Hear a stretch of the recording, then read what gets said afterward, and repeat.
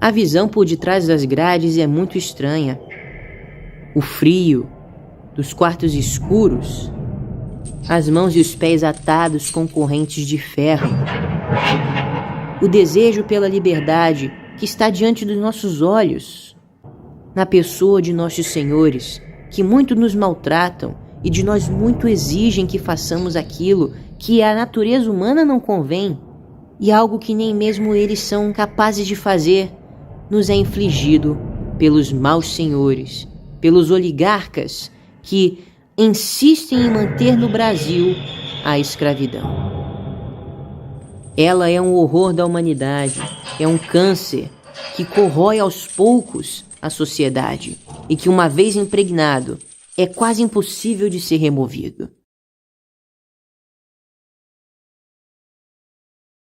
Requer coragem, requer autoestima, requer determinação e, acima de tudo, requer amor. Graças ao nosso Deus, isso esteve presente na árdua luta brasileira pela emancipação dos escravizados. 13 de maio é uma data que deveria ser comemorada com 21 salvas de canhões. Uma data na qual Dona Isabel, nossa princesa redentora, deveria ser saudada com flâmulas e com folhetins e com pétalas de rosas em todas as ruas do Brasil. Mas é uma data apagada, pois nós somos um país que foi usurpado, nós somos um país que teve suas instituições destruídas pelas oligarquias que perderam de suas mãos o que não lhes era de direito: sangue. Desde 1822, nossa independência, a luta pela liberdade de nossos irmãos brasileiros estava presente na voz de nosso imperador Dom Pedro I, que dizia abertamente que o câncer e a vergonha da história brasileira era a escravidão. As oligarquias que compunham a maior parte do parlamento se opuseram à sua majestade imperial no que foi sugerido da automática e imediata emancipação dos escravos. Graças a Deus, nossa família imperial é uma família que nos reflete as qualidades e que por nós tem o mais alto apreço. E desde o período de nossa independência, a igualdade dos brasileiros é levada em consideração, mesmo que ainda não tivesse sido adquirida. Veio então a Lei Eusébio de Queiroz, que proibiu o tráfico de escravos e que tornava automaticamente todo escravo encontrado em embarcações em portos brasileiros livre. Veio depois, na década de 1870, a Lei do Ventre Livre, que declarava libertos todos os filhos de escravas. Com esta lei, todos aqueles que nasciam já eram automaticamente considerados cidadãos livres. Na década de 1880, veio a Lei dos Sexagenários, mas não era o bastante. Brasileiros sendo escravizados por oligarcas que usavam o título de brasileiros, mas que jamais podem ser considerados nossos compatriotas, afligiam e torturavam os nossos irmãos. A família imperial sabia que esta tarefa era uma tarefa difícil e, por isso, o exemplo era o mais bem visto.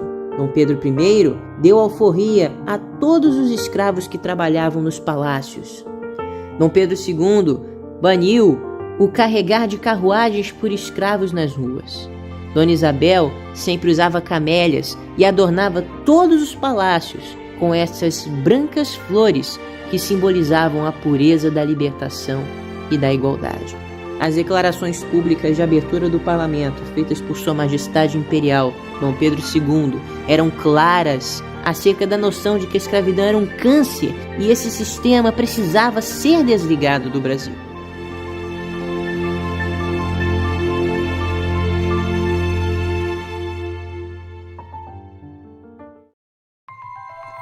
Foi então que, em 13 de maio de 1888, sobre fortes acusações, sobre fortes conspirações e diante de diversos obstáculos, Dona Isabel arriscou o trono, ameaçado pelos oligarcas que diziam voltar-se contra a coroa caso fosse assinada a Lei tiveram o choque. A princesa não era fraca como eles pensaram. Ela era forte, corajosa e tinha em seu coração e em seu corpo um vigor tamanho que foi capaz de sacrificar o trono em favor da vida e da liberdade de nossos irmãos. Este é o maior ato de coragem visto na história brasileira. Ela, a nossa princesa imperial, diante de lobos usurpadores e oligarcas mesquinhos, assinou a lei.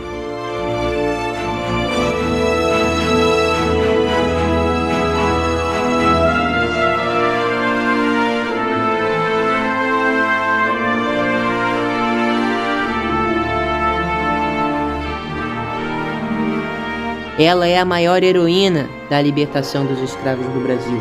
Ela é, sem dúvida, o maior ícone da coragem, do poder que uma mulher pode possuir e do amor de uma mãe, do amor de uma imperatriz. Viva a Dona Isabel neste 13 de maio. Viva os brasileiros que junto dela lutaram. Viva a nossos irmãos que agora são um com todo o povo brasileiro. Viva Deus nosso Senhor, que nos concedeu a igualdade